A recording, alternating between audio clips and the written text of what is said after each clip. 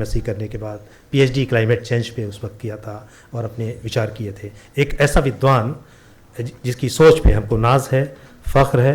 उन्होंने संघ के अंदर रहकर संघ के बाहर की जो दुनिया है वहाँ भी अपने कामों से, अपने वक्तव्य से मुतासिर किया है। सबको बहुत ज़्यादा उन्होंने अपील किया है। और हम जो सादा जीवन उच्च विचार की बात करते हैं, बच्चों ने किताबों में पढ़ी हैं, किसी को देखना हो इस ज़माने में कि सादा जीवन उच्च विचार किसे कहते हैं, उसकी प्रतिमूर्ति अगर कोई है हमारे बीच में तो माननीय डॉक्टर कृष्ण गोपाल जी की शख्सियत है। आप उनको देख लीजिएगा, समझ लीजिएगा, उनके जीवन को देख लीजिएगा। उनके वक्तव्य कुछ और, उनका जीवन कुछ और नहीं है। वो हम सब के प्रेरणा स्रोत रहे हैं। एक शब्द है, मैं स्वयं पेशे से एक शिक्षक हूँ, अध्यापक हूँ। दो शब्द हिंदी में शिक्षक और शिक्षाकार होते हैं। एक शिक्षक जो विश्वविद्यालय में या किसी कॉलेज में पढ़ाता है, तनख्वाह लेता है और शिक्षक कहलाता है। एक शिक्षाकार जिससे हम हर रोज़ अपने जीवन में कुछ सीखते हैं। मेरे लिए माननीय डॉक्टर कृष्ण गोपाल जी की शख्सियत जो है उस शिक्षाकार की है। इन 4 पंक्तियों के साथ मैं किताब के इजरा के लिए आमंत्रित करूँगा, इसके विमोचन के लिए, कि सौजन्यशील भंडार बनो, सौजन्यशील भंडार बनो, गुण गुण विवेक के सार बनो, सौजन्यशील भंडार बनो, प्रियदर्शी प्रेमागार बनो, गुण गुण विवेक के सार बनो, तब आओ शिक्षाकार बनो। एक ऐसे शिक्षाकार माननीय डॉक्टर कृष्ण गोपाल जी से मैं आग्रह करता हूं डॉक्टर साहब से कि वो किताब आपको दिया जाए। और बहुत ही अदबपूर्वक कि माननीय इंद्रेश कुमार जी से कि अगर 2 मिनट के लिए आप यहाँ आ जाते, हम सबकी इच्छा है, डॉक्टर साहब की भी इच्छा है और कृष्ण गोपाल जी ने भी अब इशारा कर दिया है, तो आपको ये जहमत होगी, आप 2 मिनट के लिए स्टेज पे माननीय इंद्रेश कुमार जी, हाँ, संरक्षक मुस्लिम राष्ट्रीय मंच, आप सभी जानते हैं, कुछ कहने की ज़रूरत नहीं है। इंद्रेश जी डाइस पे तशरीफ़ ला रहे हैं, तालियों से आप इस्तकबाल कीजिए। और इस किताब का अब विमोचन होने जा रहा है, मुस्तकबिल का भारत। माननीय सरसंघ चालक डॉक्टर मोहन राव भागवत जी की पुस्तक, जिसका उर्दू अनुवाद किया है director NCPOL doctor Aqeel Ahmad Sahab ने। उर्दू पुस्तक मुस्तकबिल का भारत का विमोचन माननीय डॉक्टर कृष्ण गोपाल जी और माननीय इंद्रेश कुमार जी के हाथों में संपन्न हो रहा है। डॉक्टर अतहर फारूकी साहब, मोहतरम सिराजुद्दीन कुरैशी साहब और स्वयं किताब के अनुवादक मुतरजिम डॉक्टर अकील अहमद साहब डाइस पे मौजूद हैं। मोबाइल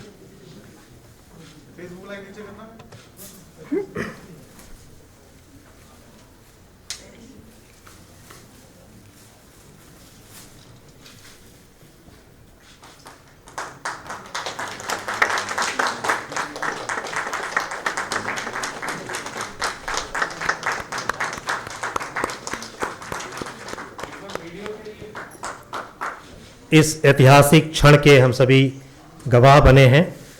उर्दू में ये पुस्तक मुस्तकबिल का भारत, जिसका विमोचन आदरणीय डॉक्टर कृष्ण गोपाल जी के हाथों हुआ। माननीय इंद्रेश जी हमारे साथ शामिल रहे। बहुत बहुत धन्यवाद सर, बहुत शुक्रिया, आप तशरीफ़ लाए और इस किताब का विमोचन हुआ। अब मैं बहुत ही अदब और एहतराम के साथ, बहुत ही विनम्रता से माननीय doctor Krishna Gopal ji, joint general secretary RSS, देश के जाने माने विचारक और विद्वान डॉक्टर कृष्ण गोपाल जी से निवेदन करता हूं, अनुरोध करता हूं कि वो माइक पे तशरीफ़ लाएं और अपने विचारों से हमें नवाजें। डॉक्टर कृष्ण गोपाल जी। सर।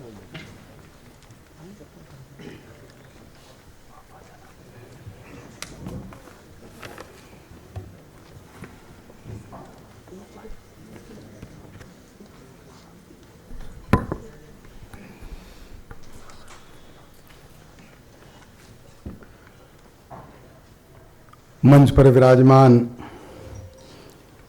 मैं श्रीमान अतहर फारूकी जी, श्रीमान सिराज कुरैशी जी, श्रीमान अकील अहमद साहिब और इस सभागृह में उपस्थित सम्माननीय बंधुओं, आदरणीय बहनों और दूर कहीं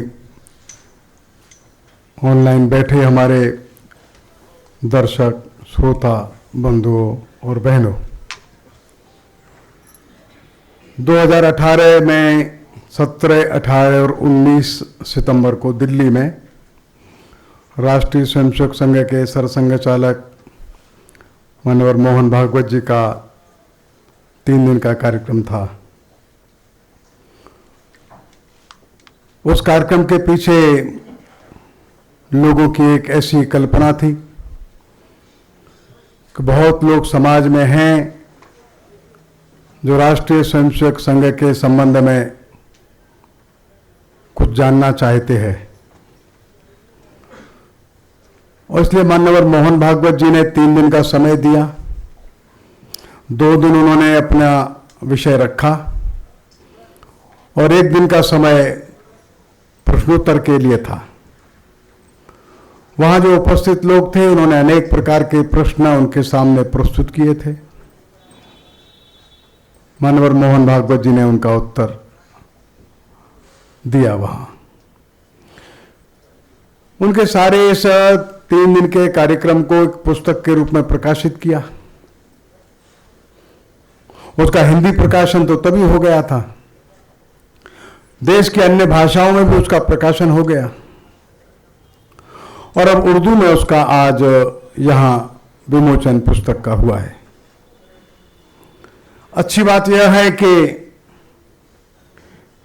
इस कार्यक्रम में उपस्थित हमारे मुस्लिम बंधु और जो उर्दू के जानकार हैं, वे राष्ट्रीय स्वयंसेवक संघ के विचार,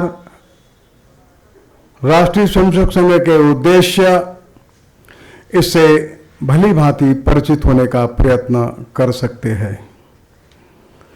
हम जानते हैं कि राष्ट्रीय स्वयंसेवक संघ लगभग 95 वर्षों से देश में काम करता है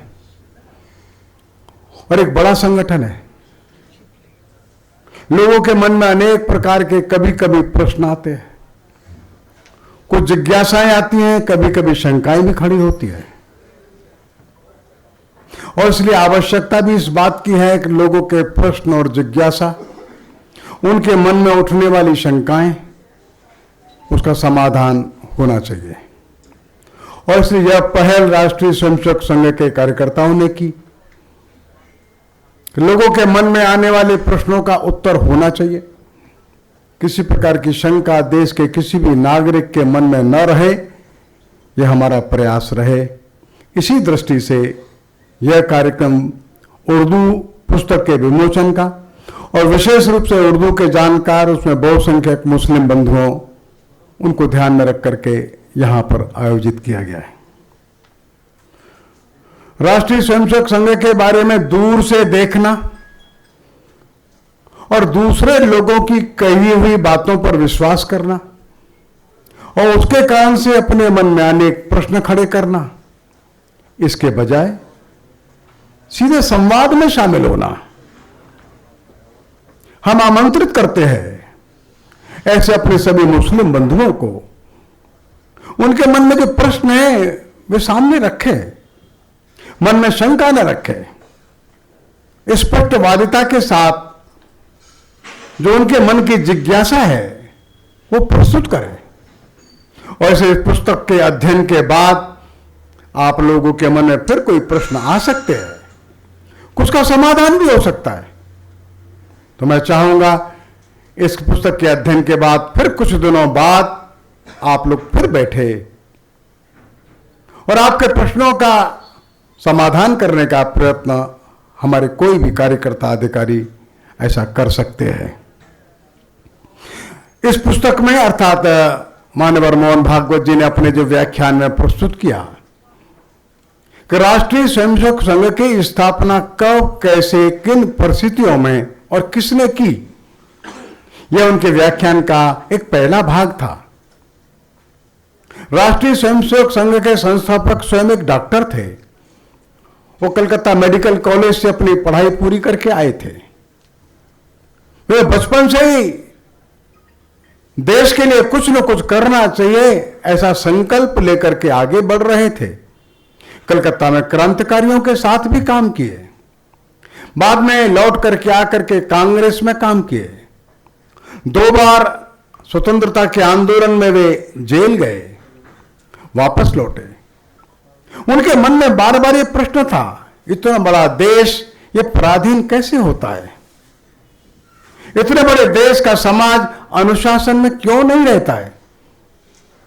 हमारे देश के सामान्य जन के मन में अपने देश के प्रति देशभक्ति का भाव ये क्यों नहीं है? हमारे देश के लोग देश के लिए जीने का काम क्यों नहीं करते? व्यक्तिगत स्वार्थ कहीं न कहीं अधिक हो गया है। ऐसे अनेक प्रश्न उनके मन में उठते थे और इसलिए उन्होंने अपना स्वयं व्यक्तिगत अस्पताल खोलकर कमाई करना यह विचार त्याग दिया। अपना गृहस्थी बसाना यह भी छोड़ दिया और शेष जीवन में सारे देश में कैसे देशभक्त लोगों का, एक अनुशासित लोगों का एक संगठन खड़ा हो, वही देश के भविष्य का सुंदर निर्माण कर सकता है।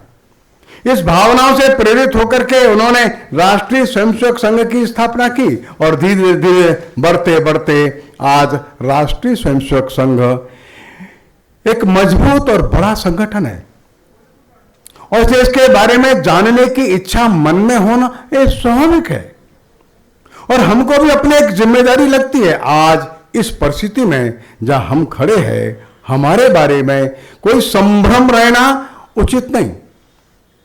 दूसरे की कही हुई बातों पर विश्वास करते हुए अपना मन बनाकर भ्रांति रखना यह उचित नहीं।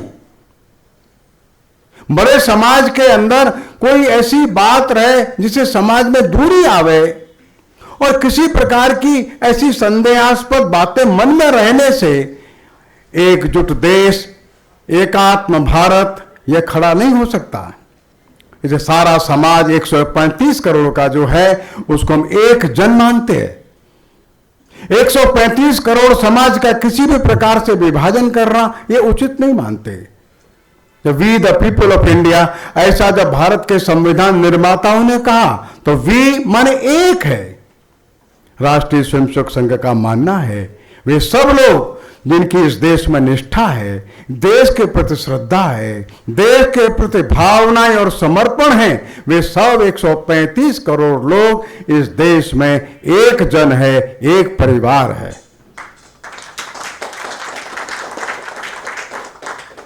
जब प्रश्न उठता है भविष्य का भारत कैसा होगा तो मन में दूसरा प्रश्न तत्काल उठता है, भूतकाल का भारत कैसा था।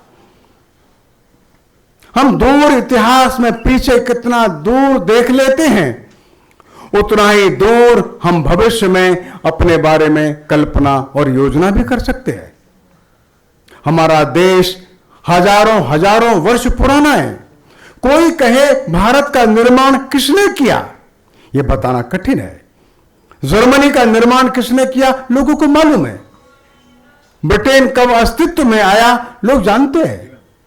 अमेरिका के बारे में, कनाडा के बारे में, ऑस्ट्रेलिया के बारे में, स्पेन, पुर्तगाल के बारे में, इटली के संबंध में लोग जानते हैं। ये देश कब अस्तित्व में आए थे, लेकिन भारत के बारे में यह बताना कठिन है। कोई बता नहीं सकता ये भारत नाम का देश दुनिया में, इस धरती पर कब अस्तित्व में आया।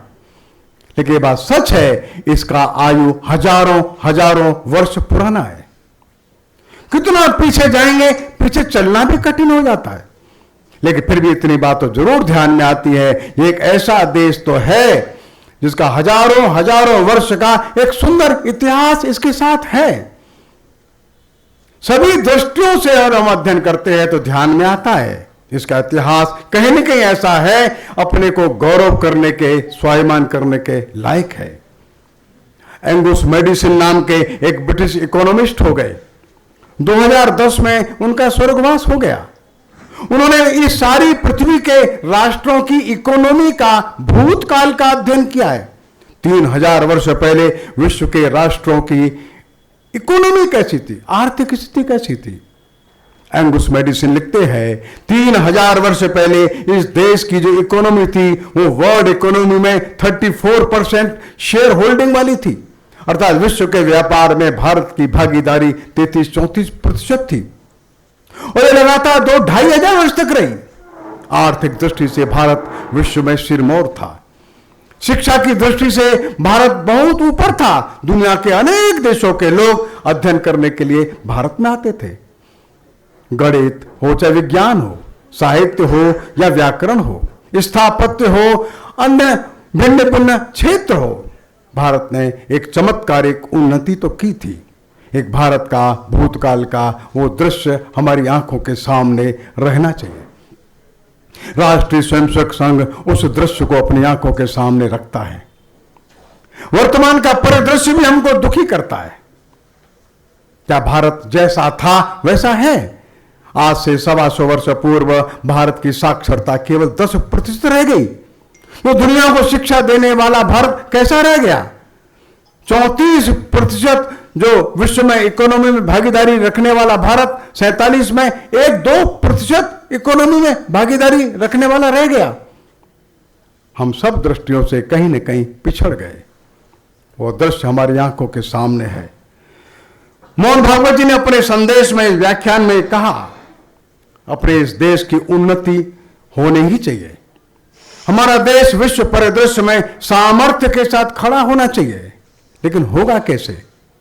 संघ के संस्थापक ने वो दृश्य अपनी आंखों के सामने रखा था। एक एक व्यक्ति अनुशासित हो जाए, एक एक व्यक्ति धीरे धीरे धीरे धीरे संस्कारों के साथ देश को प्रेम करने वाला हो जाए। राष्ट्रीय स्वयंसेवक संघ उसी कार्य में लगा है, अर्थात अपने पूर्व काल के भारत का गौरव मन में रखकर, उसकी स्मृतियों को ध्यान में रखकर हम आगे भविष्य में ऐसे भारत का निर्माण करें जो भारत विश्व में फिर से गौरव के साथ, सम्मान के साथ अपना स्थान बना सके। तो एक और डॉक्टर हेडगेवार जी के मन में इस पराधीन देश को स्वतंत्र कराना, लेकिन स्वतंत्रता के साथ साथ ऐसा राष्ट्र निर्माण करना जो पुराने वैभव गौरव से भी और अधिक गौरवशाली ऐसा बन जाए। लेकिन उसको बनने के लिए इस देश में लाखों लाखों लोग ऐसे चाहिए जिनमें देशभक्ति का भाव है, जो देश के लिए कुछ न कुछ करना चाहते हैं, देश के लिए जीना चाहते हैं और अनुशासन के साथ इस देश में, इस समाज में रहना चाहते हैं। अर्थात इस समाज में सामान्य जो मनुष्य है, सामान्य व्यक्ति है, वो अनुशासित चाहिए। सामान्य जो व्यक्ति है उसके अंदर देशभक्ति का भाव चाहिए। देशभक्ति कुछ लोगों में रहेगी, वे जेल जाएंगे आजादी की लड़ाई में, कुछ लोगों में रहेगी वे फांसी पर चढ़ जाएंगे देश की आजादी के लिए, वो अच्छी बात है। लेकिन राष्ट्र का समग्र विकास, राष्ट्र का समग्र निर्माण ऐसे कुछ लोगों की भावनाओं से नहीं हो सकता। और इसलिए देश में ध्यान में आता है कि सिस्टम बिगड़ गया, व्यवस्थाएं बिगड़ गई, संस्थाएं भी बिगड़ गई और सामान्य मनुष्य का स्तर भी अपेक्षा के तुलना में नीचे धीरे धीरे गिर गया। ये क्यों हो गया, कैसे हो गया, ये दूसरा प्रश्न है। ये प्रत्यक्ष है। और ये पहली बात, धीरे धीरे मनुष्य के स्वभाव का, उसके चरित्र का, उसके चिंतन का ये इवोल्यूशन चाहिए, ये निर्माण चाहिए। हम ध्यान से देखें सामान्य भारत का मनुष्य कैसा है। बहुत लोग अच्छे लोग हैं, बहुत लोग प्रामाणिक हैं, बहुत लोग देशभक्त हैं, लेकिन सामान्य मनुष्य कूड़ा सड़क पर फेंक देता है। सामान्य मनुष्य अव्यवस्था से चलना जानता है। लाखों लोग ऐसे हैं जो अपने बच्चे की नौकरी लग जाए इसके लिए गलत काम करने को तैयार हो जाते हैं। लाखों लोग ऐसे भी दिखाई देते हैं बच्चों को नकल कराने के लिए परीक्षा में जाते हैं। ये देश कैसा हो गया? क्या ये ठीक है? सरकार की संपत्ति को आग लगाने को लोग तैयार हो जाते हैं। ऐसा कैसे हो जाता है? सामान्य व्यक्ति के अंदर देशभक्ति, सामान्य व्यक्ति के अंदर अनुशासन, ये दोनों जब तक नहीं आएगा तब तक संस्थाएं ठीक नहीं होंगी, और जब संस्थाएं ठीक नहीं होंगी तब तक समाज ठीक नहीं होगा। राष्ट्रीय स्वयंसेवक संघ का यही मौलिक सिद्धांत, मौलिक विचार है।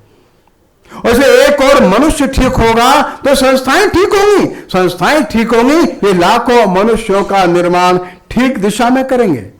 और इसलिए सामान्य मनुष्य के अंदर देश प्रेम चाहिए, सामान्य मनुष्य के अंदर अनुशासन चाहिए, सामान्य मनुष्य के अंदर देश के लिए कुछ करने की, देश के लिए जीने की, देश के लिए कष्ट उठाने की भावना चाहिए। देश के हित में संकल्प लेने का भाव सामान्य मनुष्य के अंदर चाहिए। राष्ट्रीय स्वयंसेवक संघ इन्हीं भावनाओं के आधार पर काम कर रहा है। धीरे धीरे काम यह होता है, यह काम बहुत जल्दीबाजी का नहीं है। एक एक व्यक्ति का स्वभाव बदल देना, एक एक व्यक्ति के जीवन में संकल्प बदल देना, एक एक व्यक्ति के जीवन की सारी संरचना को बदल देना, उसके चिंतन की धारा को बदल देना, जीवन में अनुशासन लाना, अनुशासन के आधार पर पूरा जीवन जीने का संकल्प ले लेना, राष्ट्रीय स्वयंसेवक संघ इस मौलिक कार्य में लगा है। इसलिए संघ का कार्य हो सकता है बाहर से दिखाई न देता हो, लेकिन धीरे धीरे ही क्यों न हो लाखों स्वयंसेवकों का निर्माण करते हुए हम लोग इस कार्य को आगे बढ़ाने का प्रयत्न करते हैं। कभी कभी लोगों के मन में प्रश्न आता है, ये हिंदू कौन?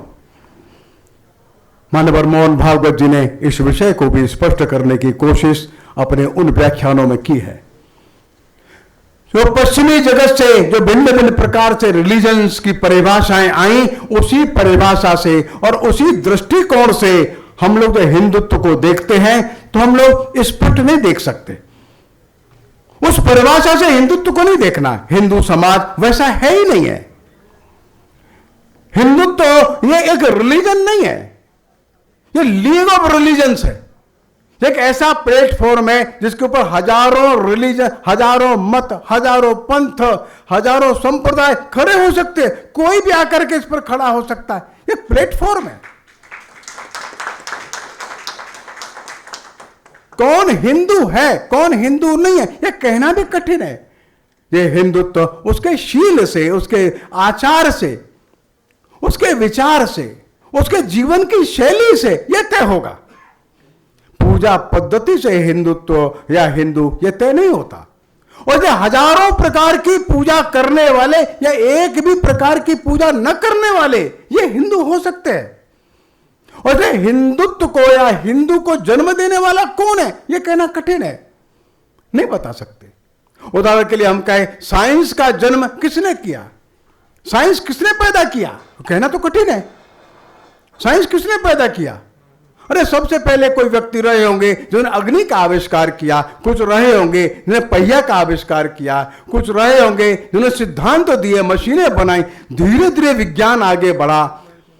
हजारों हजारों लाखों लोगों के कंट्रीब्यूशन से विज्ञान बढ़ा है। विज्ञान एक ऐसा हो गया, लाखों लोगों का योगदान है। हिंदुत्व ऐसे ही बढ़ा है। किसी एक व्यक्ति ने हिंदुत्व खड़ा कर दिया ऐसा नहीं है। हजारों हजारों लोगों के निरंतर प्रयत्नों से, उनके कंट्रीब्यूशन से हिंदुत्व खड़ा हुआ है और अभी भी इसमें रास्ता है। इसलिए हिंदुत्व एक ऐसा प्रवाह है जो निरंतर बहता रहता है। एक कन्फाइंड तालाब का जल नहीं है। कोई भी आकर के इसमें अपना कंट्रीब्यूशन देता है। कभी इसमें कंट्रीब्यूशन देने के लिए शंकराचार्य आते, कभी इसमें कंट्रीब्यूट करने के लिए बुद्ध महावीर अवतरित होते हैं, कभी चैतन्य महाप्रभु आ जाते हैं, कभी रहीम के दोहे भी इसमें योगदान करते, कभी रसखान के पद योगदान करते हैं। कोई भी व्यक्ति जो मानवीय दृष्टि से सबके मंगल की कामना करता हुआ कुछ कार्य करता है, वो कहीं न कहीं हिंदुत्व में एक योगदान कर देता है। तो ये सातत्य का नाम जो कंटिन्यूटी है, जो निरंतरता का नाम है, इसका नाम हिंदुत्व है। जो सदैव चलता ही रहता है, बढ़ता ही रहता है, किसी एक सत्य की खोज में लगा रहता है, उसका नाम हिंदुत्व है। और इसलिए किसी एक छोटे से दायरे में इसको हम नहीं बांध सकते हैं। हाँ, लेकिन इतना जरूर है, कुछ बातें तो जरूर है जो उसमें हम अपेक्षा करते हैं होनी चाहिए। क्रमांक 1 जो मोहन जी ने स्पष्ट किया अपनी इस पुस्तक में, जो डाइवर्सिटीज में वननेस देखता है। हजारों प्रकार की जो विविधताएं हैं वो किसी एक में से ही उपजी हुई है। एक ही हजारों प्रकार की विविधताओं में अपने मैनिफेस्टेशन के साथ प्रकट हो जाता है। ये प्रोलिफरेशन है, ये विस्तार है किसी एक का ही। हम और आप है, आप और समाज है, समाज और जीव है, जीव और वनस्पतियां हैं, वनस्पतियां और जल है, जल और प्रकाश है, प्रकाश और अग्नि है, अग्नि, सब आपस में इंटरलिंक्ड है। आप तो विज्ञान भी मानता है सबको अलग करना संभव ही नहीं, सब कहीं ना कहीं जुड़े हैं। अब तो बड़े बड़े विश्व के वैज्ञानिक ही मानते हैं, एक अगर वृक्ष का पत्ता भी हिलता है सारे यूनिवर्स में उसका असर पड़ता है। प्रोटॉन है कि न्यूट्रॉन है, सब कहीं ना कहीं सब में एक ही है। सारी सृष्टि कहीं न कहीं उस एक से ही विस्तारित हो रही है। अर्थात हिंदू वह है जो सबके अंदर एकत्व का, एकात्म का बोध ध्यान में रखता है। सबको कहीं न कहीं जोड़े रखता है, ऐसे पार्टीशन नहीं करता। दूसरा, ऐसे सारी विविधताओं में भी यह समन्वय के धागे ढूंढता है, विरोधाभास में संघर्ष नहीं, समन्वय ढूंढता है। कितना भी विरोध हो जाता है फिर कोई रास्ता ढूंढता है। समन्वय कैसे होगा? संघर्ष नहीं, निरंतर समन्वय के मार्ग पर जो आगे बढ़ता है, समन्वय ही खोजता है। यह हिंदुत्व का एक दूसरा आधार है। हिंदुत्व का तीसरा आधार है, मेरे पास जो भी कुछ है वो समाज का है, मेरे पास जो कुछ है वो परमात्मा का है। मेरे को जो भी दिया है वो आपने दिया है, समाज ने दिया है, देश ने दिया है, धरती ने दिया है, इस ब्रह्मांड ने दिया है। अर्थात मेरे पास जो है वो मेरा नहीं है, मैं इसमें से कितना सबको दे दूं। इस त्यागमयी वृत्ति का हमेशा जो पालन करता है, कोशिश करता है इस ओर बढ़ूं, दे देता है। यह हिंदू समाज का एक बड़ा लक्षण है। हिंदू अपनी साधना की यात्रा करता है तो अपने ऊपर संयम रखने के लिए आगे बढ़ता है, धीरे धीरे स्वयं को जीतने की कोशिश करता है। संयम यह हिंदुत्व का एक बड़ा लक्षण है। और एक पांचवी बात मोहन जी ने जो बताई वो ये बताई, हिंदू वह है जो हमेशा कृतज्ञ भाव से रहता है। किसी ने मेरे को अक्षर ज्ञान कराया, मैं उनके सामने विनम्र हूं। किसी ने मेरे को हाई स्कूल 12th में, बीएससी में, एमएससी में पढ़ाया, मैं कृतज्ञ हूं। मैं उस किसान के प्रति कृतज्ञ हूं जो मेरे को अन्न और दूध देता है। मैं उस दर्जी के प्रति कृतज्ञ हूं जो मेरा कुर्ता सिल करके देता है। मैं उसके प्रति कृतज्ञ हूं जो मेरे घर की सफाई करता है। मैं उसके प्रति कृतज्ञ हूं जो मेरे लिए कोई न कोई सामान लाता है। और ऐसा जब भाव आता है तो दुनिया में कोई ऐसा लगता ही नहीं मेरे को कि जो कहीं न कहीं कंट्रीब्यूट न कर रहा हो। सब कहीं न कहीं किसी न किसी रूप में हमको कुछ न कुछ देते हैं, कुछ ज्ञान देते, कुछ वस्तु देते, कुछ भोजन देते, कुछ साधन देते। अतः सारा समाज आपस में एक दूसरे को दे रहा है, एक दूसरे के प्रति अवलंबित है। हिंदू समाज का एक दर्शन है, जिन्होंने हमको दिया उनके प्रति हम कृतज्ञ भाव से झुक जाएं। सूर्य हमको प्रकाश देता है, इसलिए हम सूर्य के प्रति झुक जाते। जल हमको जीवन देता है, हम जल को देवता मान लेते। वायु से प्राण है, इसलिए वायु भी एक देवता के रूप में हम मान लेते हैं। जो देता है वो देवता है, जो देता है वो देवता है।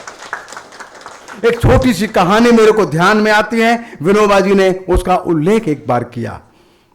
घर में उनके में एक अच्छा कटहल का पेड़ था, तो एक बड़ा कटहल पक गया। फल तो मीठा होता है। घर के बच्चे इकट्ठे हो गए, मां आज फल पक गया, बड़ा फल है, 10-12 किलो उसके अंदर से कोए निकलेंगे, मीठे हैं। सब बच्चे प्रसन्न हैं। एक बड़े पात्र में कोए निकाल करके रख लिए। सब छोटे छोटे से पात्र लेकर के बच्चे बैठे। मां ने कहा, देखो बेटा, आज हमारे घर में पहला फल पका है। एक पास में एक 5-7 परिवारों में दे करके आओ। एक थाली में कटोरे लगाकर एक 7-8 मां ने सब पड़ोस के लोगों के लिए और देने के लिए बच्चों को भेजा। बच्चे दे करके आए, लेकिन बच्चों के मन में जिज्ञासा हो गई, ये फल तो हमारे बगीचे में पका था, तुमने बाहर वालों को क्यों बांटा? ऐसा एक बालक मां से पूछता है, मां ये बताओ। तो मां ने इसका उत्तर नहीं दिया। मां ने प्रश्न पूछा, तुम राक्षस कि तुम देवता? बच्चे बोले, हमने क्या प्रश्न पूछा मां, तुम हमको दूसरा प्रश्न क्यों? नहीं, पहले हमारे बात का उत्तर दो, तुम राक्षस कि तुम देवता? बच्चों ने कहा, हम देवता बनेंगे, राक्षस तो नहीं बनेंगे। तो ध्यान रखो, जो दूसरों को दे करके खाता है, दूसरों को देता है, वो देवता होता है। जो रख लेता है अपने अपने लिए, वो राक्षस होता है। बेटा, ये बात विनोबा जी के मन में ऐसी घर कर गई, कृतज्ञता की बात है। हमको कृतज्ञ होना है। जो मेरे पास है मेरा नहीं, सबका है, दे देना, दे देना, दे देना। और ये विनोबा जी के मन में ऐसा संस्कार देने का बैठा, सारे दुनिया में वे एक बात का ही प्रचार करते, देश भर में घूमते रहे। तुम्हारे पास जमीन ज्यादा है, दे दो गरीबों के लिए। तुम्हारे पास भूमि बहुत ज्यादा है, इन गरीबों के पास कुछ भी नहीं है, दे दो। 2 करोड़ एकड़ भूमि बाबा मांग लाए, दे दो। तुम देवताओं के राक्षस हो। हिंदू जो दर्शन है, हिंदू जो विचार है, उसके अंदर ये कृतज्ञता संपूर्ण समाज के प्रति, संपूर्ण प्रकृति के प्रति, संपूर्ण सृष्टि के प्रति, ये महत्वपूर्ण भावना है। और इसलिए हम लोग जो जो ईश्वर ने, परमात्मा ने जो विविधताएं दी हैं, इन विविधताओं को एंजॉय करो, इन विविधता में आनंद मनाओ। हजारों प्रकार के पंथ और संप्रदाय जो आनंद के लिए है, हजारों प्रकार की भाषाएं और बोलियां जो आनंद के लिए हैं, सैकड़ों प्रकार के भोजन, व्यंजन, वस्त्र आनंद के लिए है। और इसलिए हमारा दर्शन बताता है सबको स्वीकार करो, सबका सम्मान करो। जो विविधताएं हैं, डाइवर्सिटीज हैं, they should be respected, and not only respected, they should be accepted. हम स्वीकार करें। दक्षिण भारत का भोजन हमको मिलता है, हम इडली खाते हैं, हम डोसा खाते हैं, हमको अच्छा लगता है। उत्तर भारत का पूड़ी है, पराठा है, दक्षिण भारत को अच्छा लगता है। धीरे धीरे हम लोगों ने भोजन एक दूसरे का ले लिया। हमको दूसरे का गीत अच्छा लगता है, हम ले लेते हैं। दूसरे का नाटक अच्छा लगता है, हम उसको ट्रांसलेट कर लेते हैं दूसरी भाषा में। तो भाषाओं की विविधता, वस्त्रों की विविधता, भोजन की विविधता, बोलियों की विविधता, ये इस देश का सौंदर्य है। विविधता विभाजन नहीं सिखाती, विविधता संघर्ष नहीं सिखाती। हिंदुत्व ने इन सबको एक बांध करके रखा है। और यही एक कारण है, हमने जब एक दूसरे का सम्मान किया तो सभी भाषाओं के बोलने वाले, बोलियों के बोलने वाले, जलवायु की विविधता वाले लोग भी एक भारत में आनंद के साथ हजारों वर्षों से कैसे रह रहे हैं, ये दुनिया के सामने एक अनोखा आश्चर्य लगता है। उसके पीछे हमारा दर्शन है। हम तमिल जानते नहीं है, तमिल का सम्मान करते हैं। मैं भी उर्दू नहीं जानता हूं, मैं उर्दू पढ़ नहीं सकता। अगर वो नागरी में लिखा होगा तो हमको समझ में आएगा, लेकिन उर्दू का हम सम्मान करते हैं। अर्थात विविधता जो है, जो डाइवर्सिटीज हैं, दे शुड बी रेस्पेक्टेड। भले हम नहीं जानते, कोई दिक्कत नहीं। मैं इतने वर्षों तक असम क्षेत्र में रहा, मैं मणिपुर में जाता था तो मणिपुर की बोली मेरे को समझ में नहीं आती थी। मैं 2-4 शब्द पूछता था तो थोड़ा थोड़ा समझ में आता था।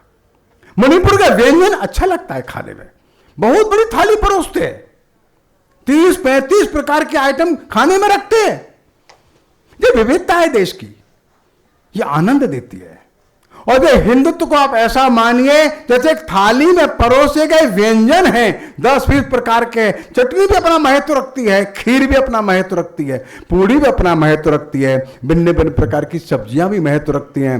इस देश में जितने भी पंथ हैं, देश में काहे को, दुनिया में जितने भी पंथ हैं, जो सबका सम्मान करना जानते हैं और सबके मांगल्य की कल्पना और कामना करते हैं, उस हिसाब से जीवन जीते हैं, तो हमारे हिंदुत्व की परिधि में वे भी आ जाएंगे।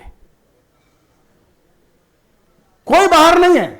जब हम कहते हैं सर्वे भवन्तु सुखिनः, इस सर्वे में सब आ जाएंगे, कीट पतंग भी आ जाएंगे, अमेरिका कनाडा के लोग भी आ जाएंगे, वे भी सुखी रहे। अर्थात हमारा दर्शन वो है जो मेरे आनंद के साथ विश्व के आनंद की कल्पना साथ साथ करता है। केवल मेरा ही आनंद और विश्व का अपयश हो जाए या विश्व का अनिष्ट हो जाए, ये तो भारतीय दर्शन नहीं है। और इसलिए हम लोगों ने जब तय किया, अर्थात राष्ट्रीय स्वयंसेवक संघ के लोगों ने तय किया, इस देश का दर्शन कैसा, यह समन्वयवादी दर्शन है। और देश की हजारों प्रकार की पूजा है, हजारों प्रकार की पद्धतियां, हजारों प्रकार की परंपराएं, हजारों प्रकार के भोजन है, व्यंजन है, वस्त्र है, भूगोल है, जलवायु है। इन सब के साथ जो मिलकर रहते हैं, इस धरती को मां मानते हुए धरती का सम्मान करते हैं, धरती के सभी विचारों का सम्मान करते हैं, दुनिया के सभी ऐसे विचारों का सम्मान करते हैं जो मानवता का सम्मान करते हैं, अर्थात हमारे परिवार के ही भी अंग हैं। और इसलिए कोई भी विचार हिंदुत्व का विश्व के कल्याण के बिना अधूरा ही रहेगा, ध्यान रखना। जिसमें वैश्विक चिंतन नहीं है, वैश्विक मांगल्य नहीं है, वो हिंदू तो नहीं हो सकता। मेरा ही सुख, मेरा ही आनंद, मेरा ही हित, मेरा ही व्यापार, ऐसा करने वाला चिंतन ये भारतीय चिंतन नहीं है। और इसलिए जब कोविड का जो वैक्सीन भारत में अधिक बनने लगा तो भारत ने बिना किसी मूल्य के ही दुनिया के अनेक देशों को भेजना शुरू कर दिया। दुनिया का कोई देश नहीं कर सकता, दुनिया का कोई देश नहीं कर सकता ये काम, ये ध्यान में रखिए आप। वो भाव है भारत का। अमेरिका में सुनामी आई और सुनामी आने के बाद जो लोग भारत के वहां रहते थे, चाहे मुसलमान थे चाहे हिंदू थे, आश्चर्य की बात यह थी, वे दौड़कर सुनामी से पीड़ित लोगों की सहायता के लिए चल पड़े। वो भारतीय लोग थे, अपनी अपनी गाड़ियों में ब्रेड है, दूध है, पानी है, सामान बच्चों के खाने का रखा और अमेरिका की उस दूर सुनामी से पीड़ित लोगों की सहायता के लिए चले गए। अमेरिका के मूल वासिंदे नहीं गए। वो क्या बोलते हैं, this is not our duty, this is not our job and this is not our responsibility to go there. ये हमारी जिम्मेदारी है कि हम वहां जाएं, ये गवर्नमेंट की जिम्मेदारी है। भारत के लोग जो थे उन्होंने ये सरकार की जिम्मेदारी ऐसा नहीं कहा, ये भारतीय चिंतन है। अभी कोरोना में आपने देखा लाखों लोग चल पड़े अपने अपने घर के लिए, लाखों लोग चल पड़े उनकी सहायता करने के लिए। कुछ नहीं तो कोई हजारों चप्पल ही ले आया, अरे बेचारे बच्चे नंगे पैर जा रहे, चप्पल नहीं है, वो महिला नंगे पैर जा रहे, वो चप्पल ही बांटने लगे। लाखों लोग भोजन करने के लेकर के आ गए, वो मुसलमान भी थे, सिख भी थे, जैन भी थे, अन्य भी थे, सब थे। ये भारत का दर्शन है, दुनिया के किसी देश में आप देखिए, दुनिया के किसी देश में कोरोना पीड़ित गरीब लोगों की सहायता के लिए कितने लोग गए? सारे दुनिया में जितने लोग गए होंगे उतने अकेले भारत में गए। यह भारत का दर्शन है, जो दूसरे की पीड़ा को, दूसरे को के दुख को देखकर द्रवित हो जाता है, यह भारत का दर्शन है। और इसलिए एक और जो हमने कहा अनुशासन आवे, एक और काम में देश प्रेम आवे, देश के लिए करने की इच्छा जगे, लेकिन वैश्विक मांगल्य के साथ, विश्व के सुख के साथ यह भावना इस देश के जन जन में जगह देने का काम हमको करना है। बड़ा काम जरूर है, लेकिन ये असंभव काम नहीं है। क्यों? लाखों लोगों के मन में यह भाव हम जगा चुके हैं। इसलिए हम लोग कह रहे हैं कि राष्ट्रीय स्वयंसेवक संघ क्या करता है, निकट आके देखिए ना, निकट आके जानिए, फिर प्रश्न आता है तो पूछिए, कोई दिक्कत नहीं, कुछ छिपा हुआ नहीं हमारे यहां। और कोरोना काल का भी मुझको मालूम है, सैकड़ों नहीं हजारों मुस्लिम बस्तियों में ले जाकर के सामान बांटने का काम हमारे राष्ट्रीय स्वयंसेवक संघ के स्वयंसेवकों ने किया है। और यह भी अच्छी बात थी कि हमारे जो मित्र थे, इंद्रेश जी के मित्र थे, मुस्लिम बंधु भाई थे, उन्होंने हमको बड़ी बड़ी शालीनता से कहा भी, बिना संकोच के भी कहा, भाई साहब उन बस्तियों में सामान ठीक जरूर पहुंचाए। एक किट्स बनाए, पहुंचा हुआ, कानपुर था, लखनऊ था, दिल्ली था, वाराणसी था, अनेक स्थानों को तो हमको देश भर में। जब एक और हम कहते हैं देश में नहीं दुनिया में कुत्ता भी भूखा ना सोए, तो हमारा पड़ोसी भूखा सोएगा तो कैसे बनेगी बात। और इसलिए इन भावनाओं पर राष्ट्रीय स्वयंसेवक संघ काम करता है। मोहन भागवत जी ने एक छोटा सा उदाहरण जापान का अपने व्याख्यान में दिया था। जापान की प्रगति के बारे में 4 लोगों ने अध्ययन किया, उसमें 2 समाजशास्त्री थे और 2 अर्थशास्त्री थे। बाद में एक पुस्तक लिखी, पुस्तक लिखने के बाद अंत में एक कंक्लूजन पर, सारांश पर वे लोग पहुंचे। क्रमांक 1, जापान के लोगों में अनुशासन है। क्रमांक 2, जापान के लोग अपनी उन्नति के साथ साथ अपने गांव और कॉलोनी की उन्नति को भूलते नहीं है। और क्रमांक 3, जापान के लोग देश के लिए कोई भी काम करने के लिए तैयार हो जाते हैं। और क्रमांक 4, जापान के लोग जो काम करते हैं उसको सर्वश्रेष्ठ करने की कोशिश करते हैं। बंधुओं, ये चारों बातें अपने को लानी है। अर्थात एक अनुशासित समाज, क्रमांक 2 अपने पड़ोसियों की चिंता करने वाला समाज, और क्रमांक 3 देश के लिए भी कोई भी चुनौती आएगी उसको हम मिलकर के स्वीकार करेंगे, उसके लिए लगेंगे, और 4 जो हम करेंगे वो सर्वश्रेष्ठ होगा। हमारा अध्यापक जो है अपने बच्चों को जिसको विद्यालय में पढ़ाता है उन्हीं को ट्यूशन के लिए घर बुलाता है। ऐसा कैसे हो सकता है? यह देशभक्त नहीं है। हम उसको देशभक्त नहीं मानते, हम उसको अनुशासित भी नहीं मानते। जिस अध्यापक को अगर पूरा वेतन अगर मिल रहा है, जिन बच्चों को क्लास में पढ़ाता है, उन्हीं बच्चों को घर बुला करके ट्यूशन पढ़ा करके पैसा लेता है, एक शिक्षकत्व का अपमान है। जो इंजीनियर अपना बिल्डिंग बनाते बनाते उसमें से पैसा ले लेता है और बिल्डिंग कमजोर बनाता है, पुल गिर जाता है, भवन जल्दी टूट जाता है, यह अनुशासनहीनता है, यह देशद्रोहिता का यह नमूना है। यह हमको चारों ओर नहीं दिखता है क्या? हमको दिखता है। लेकिन हमको यह भी दिखता है जहां अच्छे लोग खड़े हो गए वो संस्थाएं अच्छी हो गई। होमी जहांगीर भाभा थे, संस्था अच्छी हो गई। विक्रम साराभाई थे, संस्था अच्छी हो गई। कलाम साहब थे, संस्था अच्छी हो गई। ऐसे हजारों संस्थाओं को हम लोग जानते हैं। अच्छे लोग खड़े हो गए, उन्होंने वैसे लोग धीरे धीरे धीरे धीरे खड़े कर लिए। हमारा मानना है 135 करोड़ लोग एक जन है, एक परिवार है, एक देश है। धीरे धीरे ही क्यों न हो, ये चारों बातें इन सब के अंदर लाने की जिम्मेदारी हम सब की है। भविष्य का भारत इसी के ऊपर निर्भर करेगा। देश में अनेक पंथ होंगे, अनेक संप्रदाय होंगे, अनेक भाषाएं होंगी, लेकिन हमने कहा जन गण मन अधिनायक। ये जन, जब रविन्द्रनाथ टैगोर ने कहा जन मन एक जन, संपूर्ण भारत, गण मन एक गण, हमारा देश, और इन सब का अधिनायक वो परमात्मा, अर्थात एक परिवार की तरह हमने अपने इस राष्ट्रगान को लिया है। हमारे देश का मन एक हो जाए, वो मन एक मन से संकल्प ले ले, सभी के उत्कर्ष के साथ हमारा उत्कर्ष है। सभी का उत्कर्ष नहीं अगर, तो मेरे उत्कर्ष से क्या लाभ देश का होने वाला है? सबके उत्कर्ष के बिना, सबकी उन्नति के बिना केवल मेरी ही उन्नति होती रहे, ये उचित दृष्टिकोण नहीं है। सबको मित्र बनाकर, सबको भाई बनाकर, सबके साथ प्रेम का, आनंद का व्यवहार करते हुए अपने को आगे बढ़ना है। तब दुनिया में हम लोग कोई अपना सुंदर चित्र प्रस्तुत कर सकते हैं। भविष्य का भारत एक और पूर्ण रूप से उन्नत होगा। दुनिया के लिए चकाचौंध करने वाला विज्ञान ज्ञान हम यहां उपलब्ध कर देंगे। अपनी आवश्यकताओं को स्वयं पूरा करेंगे और अपने शील के, अपने चरित्र के, अपने व्यवहार के उदाहरण से दुनिया के लोगों को बदलने के लिए एक प्रेरणा देंगे, दिशा देंगे। जो हमारे पूर्व के पूर्वजों ने कहा था, एतद् देश प्रसूतस्य सकाशात् अग्र जन्मनाः। इस देश में उत्पन्न होने वाले लोग दुनिया भर में जाएंगे। एतद् देश प्रसूतस्य, यहां पर उत्पन्न होने वाले लोग सकाशात् अग्र जन्मना स्वम स्वम चरित्रम शिक्षेरन, अपने चरित्र से शिक्षा देंगे, अपने आचरण से, अपने व्यवहार से।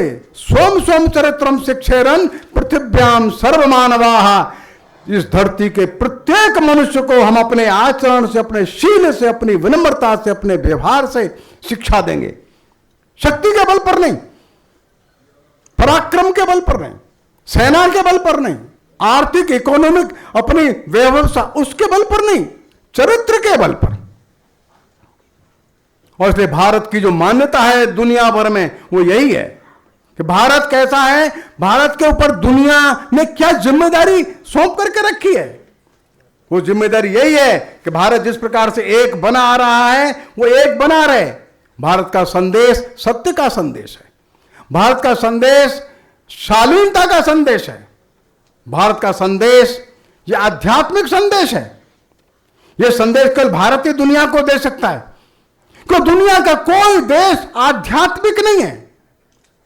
आध्यात्मिकता का भाव ये देश ही देता है, ये धरती ही देती है। और इसलिए आर्नोल्ड टाइन भी बड़े जो विद्वान हो गए, उन्होंने क्या लिखा है, वो दुनिया की सारी परिस्थिति को देख करके चिंतित हो गए कि दुनिया कहां जा रही है, रास्ता क्या है। आर्नोल्ड टाइन भी कहते हैं ये दुनिया अगर अपने अवश्यम भावी विनाश से बचना चाहती है तो no other way is there, कोई दूसरा मार्ग नहीं है, केवल और केवल भारत की शरण में चली जाए। फिर मैं कहता हूं जो हिंदुत्व जो है एक पश्चिमी जगत की जो परिभाषा है उसके अनुकूल रिलीजन नहीं है, एक विचार है, एक दर्शन है, जीवन जीने की पद्धति है, जीवन को देखने की एक दृष्टि है। उसको ध्यान में रख करके आर्नोल्ड टाइन भी क्या बोलता है वो सुनिए, एक पैराग्राफ आपको पढ़ करके सुनाता हूं। It is already becoming clear that a chapter which had a western beginning will have to have an Indian ending if it is not to end in self destruction of the human race. At this supremely dangerous moment in human history, the only way of salvation is the ancient Hindu way. Here we have the attitude and spirit that can make it possible for the human race to grow together into a single family. जब वो हिंदुत्व की बात कर रहे हैं Arnold टाइन भी, तो ये एक किसी रिलीजन की बात नहीं कर रहे, एक विशेष पूजा पद्धति, विशेष ग्रंथ, किसी से व्यक्ति की फॉलोइंग की बात नहीं कर रहे, एक जीवन दृष्टि की बात कर रहे हैं कि भारत के लोगों में वो भाव है, वो दृष्टि है, एक सारे दुनिया को परिवार मान करके वे जी सकते हैं। आगे एक लिखते एक सेंटेंस में वे, at the close of the century the world would be dominated by the West, but that in the 21st century India will conquer her conquerors. वो इस शताब्दी के पहले वो चले गए, वो कह रहे वो शताब्दी थी जो 20वीं शताब्दी, ये तो वेस्ट की थी। विज्ञान दिया वेस्ट ने, नए नए आविष्कार दिए, नए नए बड़े बड़े कारखाने दिए, एटम बम दिया, सैन्य शक्तियां दी, बड़ा आर्थिक उत्पादन किया। ये सच बात है, वेस्टर्न वर्ल्ड हावी हो गया दुनिया के ऊपर। वो आगे कहते हैं लेकिन नहीं, but that in the 21st century India will conquer her conquerors. Bharat अपने उन देशों को, उस देश को जीत लेगा जिन देशों ने भारत को विजित किया था, जीत लिया था।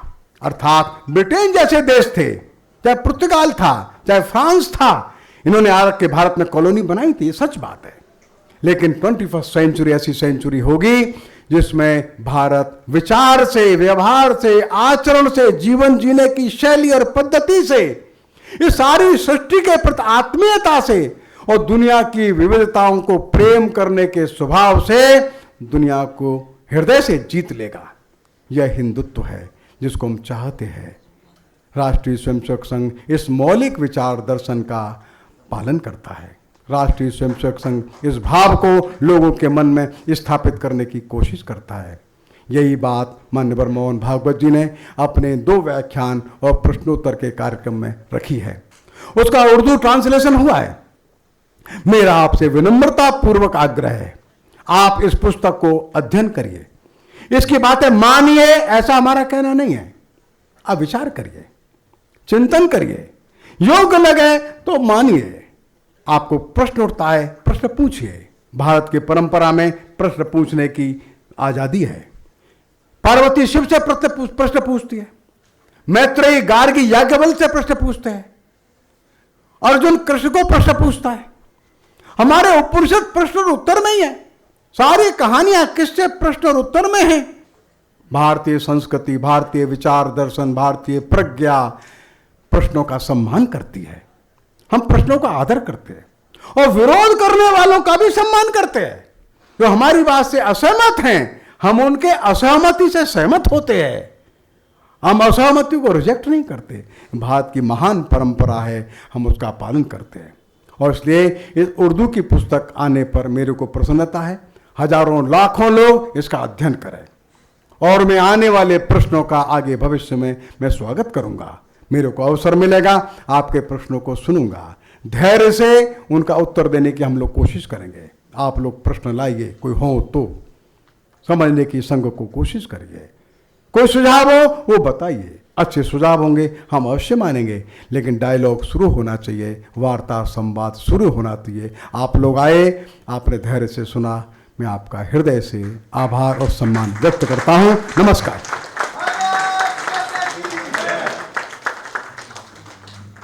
बहुत बहुत धन्यवाद आदरणीय डॉक्टर कृष्ण गोपाल जी। ख़वातीन हजरात, आपने सुना, ऐसा लग रहा था कि वो कहें और सुना करे कोई धारा प्रवाह, जो विचारोत्तेजक बातें हमने सुनी। याद आता है कि जो भरा नहीं है भावों से, बहती जिसमें रसधार नहीं, वो हृदय नहीं पत्थर है जिसमें स्वदेश का प्यार नहीं। वही प्यार जगाने का काम ऐसी तकरीरें किया करती हैं।